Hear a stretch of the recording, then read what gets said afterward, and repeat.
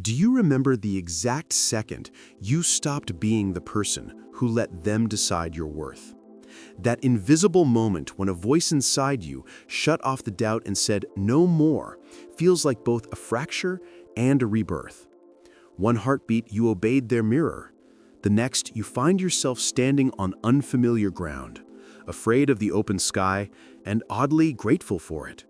It can be terrifying.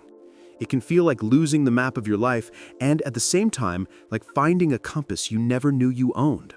The world narrows, then widens. Your hands tremble, but something steadier begins to beat beneath the surface.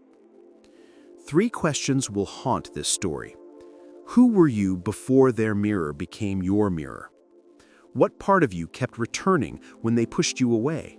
And why, beneath the scripted charm and the cruel quiet, did you keep giving them your freedom?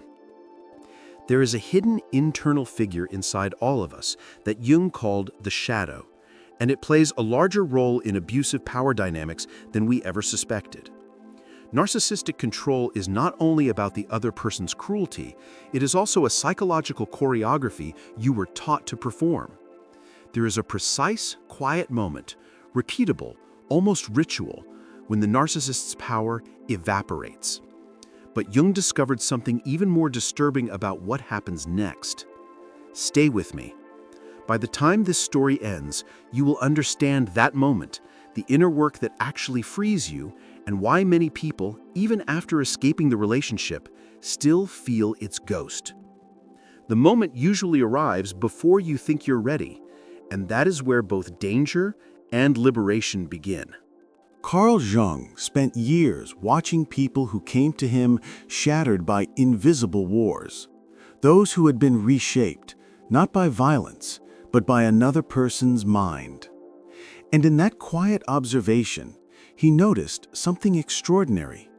When a person stops trying to see themselves through someone else's eyes and begins to look inward, something ancient awakens. Jung wrote, "Until you make the unconscious conscious, it will direct your life and you will call it fate." He meant that as long as we keep living under someone else's projection, especially a narcissist's, we are prisoners of a story we didn't write. In these relationships, the narcissist creates a false reflection of you, an image designed to serve their power.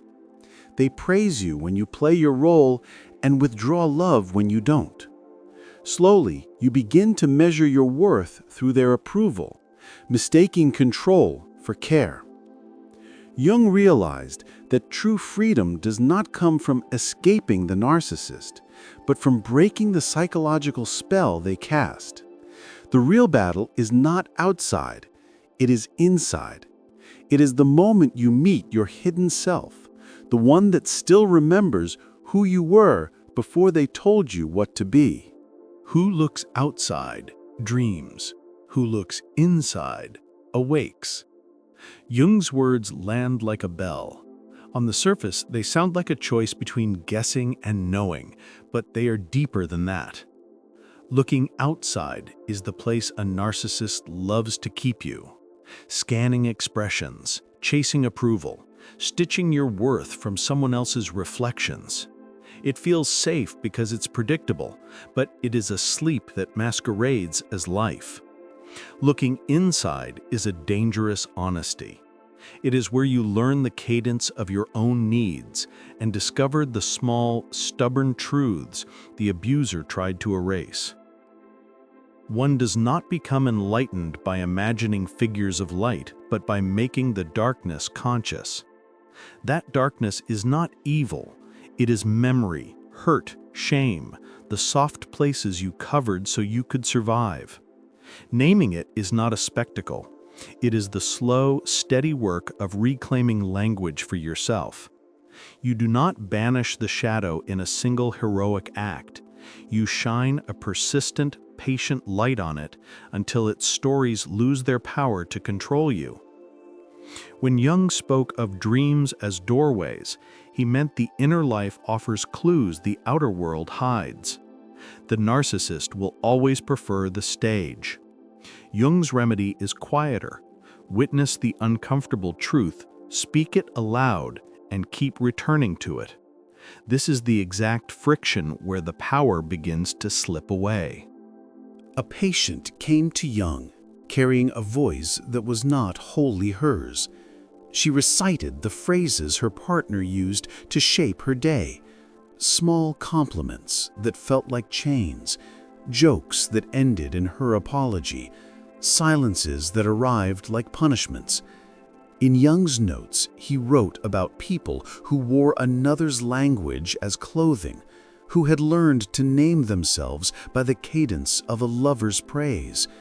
He listened as they repeated, almost worshipfully, the scripts that kept them small. Over weeks, he watched the moment when a single line shifted, not a dramatic confrontation, but a sentence said in the kitchen, a refusal spoken softly after midnight.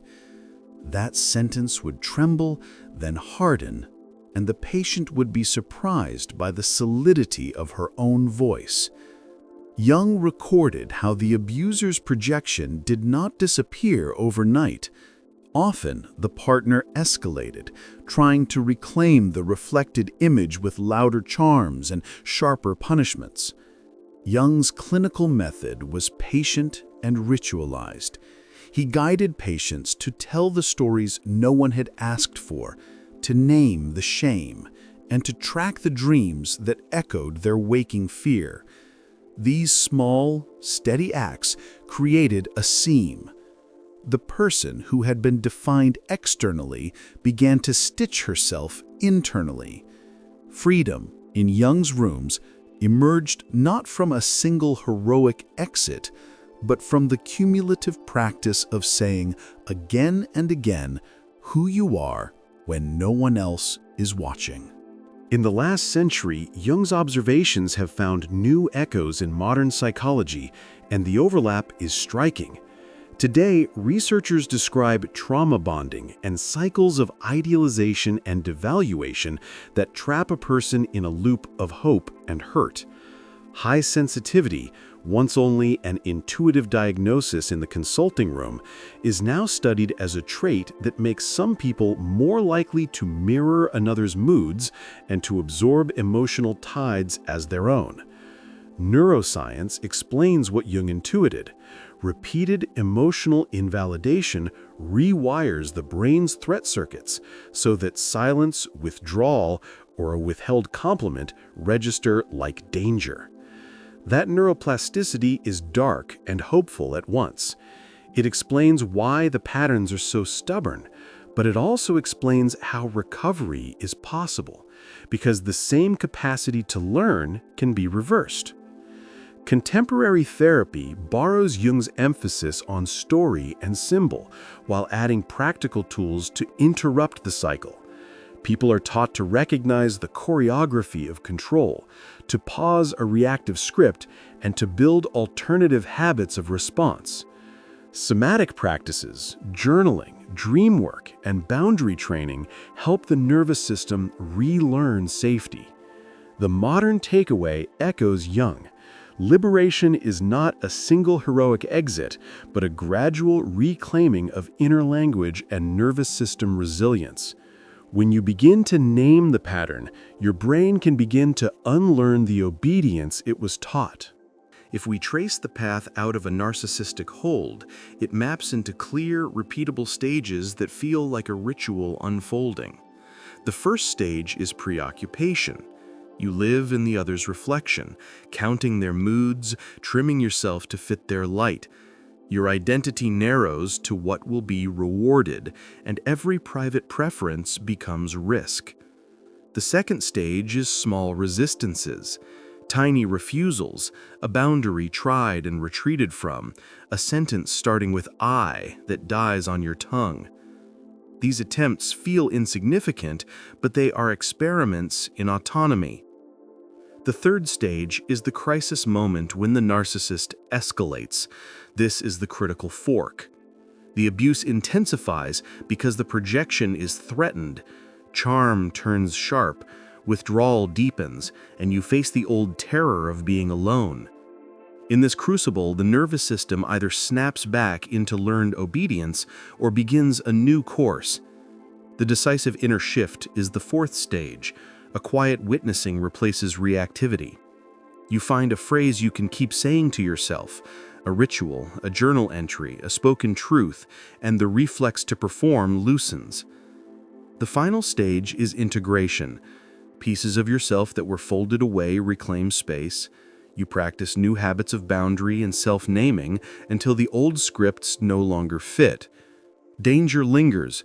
Without companionship, old reflexes can resurrect when stress returns. But the through line is hopeful. Each stage is a rehearsal for the sustained freedom Jung called individuation. Jung's path toward integration is both simple and relentless.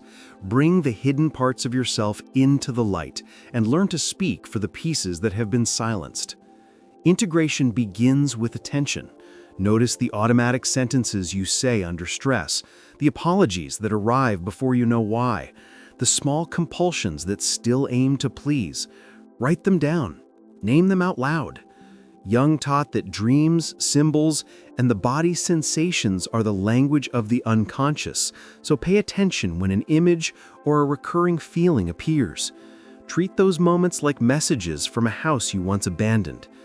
Next comes ritualized practice.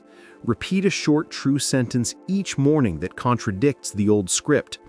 Practice saying no in low-stakes situations so the nervous system learns a new cadence. Use dream work or creative expression to give the shadow a form you can hold. Sketch the shame. Tell the story you were never allowed to tell.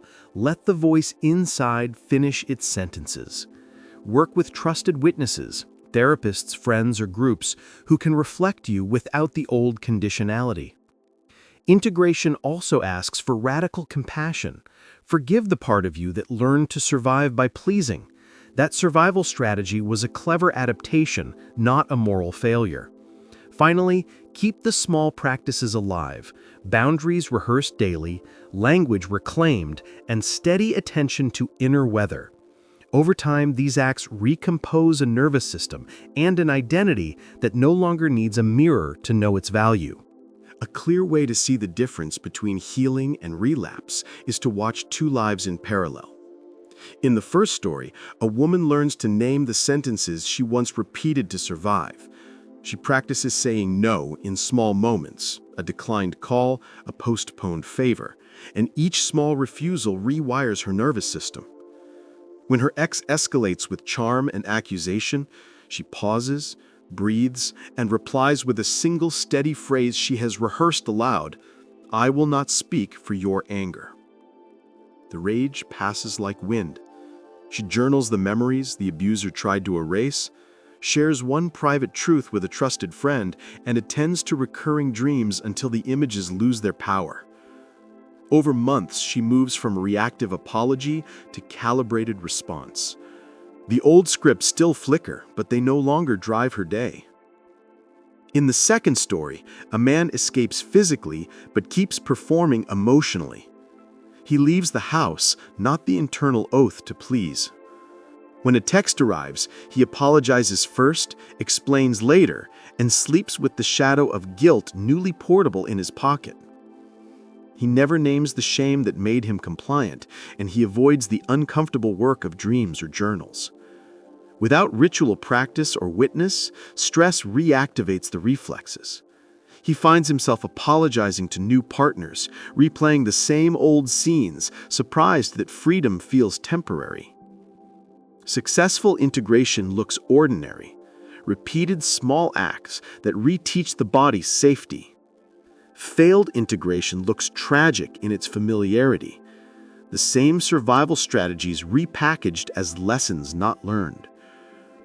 The boundary between the two is simple to describe and hard to walk. There is a precise moment when the narcissist loses control, and it is quieter than most people imagine. It happens not with confrontation or rage, but when you stop reacting automatically and begin to witness yourself. When the old scripts no longer command your body, the power shifts. Jung called this process individuation. becoming the person you truly are, beyond the roles imposed by others. Liberation is not a single event. It is a slow reclaiming of self through repeated, conscious acts, naming the truth, practicing boundaries, listening to dreams, and showing compassion to the parts of you that learn to survive by submission. If you recognize yourself in these lines, understand this: you are not broken. You are awakening.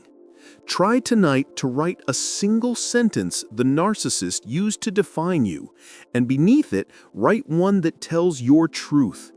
Keep it, read it tomorrow, repeat it. Each small act is a stitch in a new identity. What single belief about yourself do you carry that no longer serves you, and what truth will you place over it? Reflect on that. Share it if you feel ready. Freedom grows in awareness, in ritual, and in words spoken to yourself that were once only whispered to the mirror. Your story does not belong to them.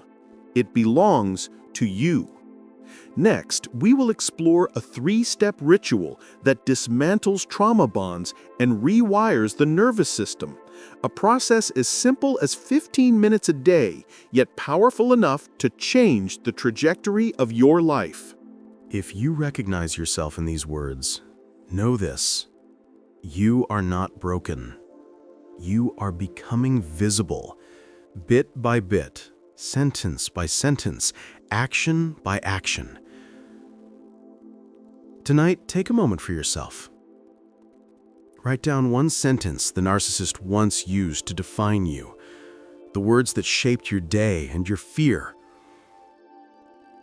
Beneath it, write a short, simple sentence that tells the truth of who you are, the part of you they tried to silence. Keep it somewhere close. Read it tomorrow and repeat it the next day. Each time you do, it chips away at the old story. Each repetition, a small exorcism that reclaims your power and your voice.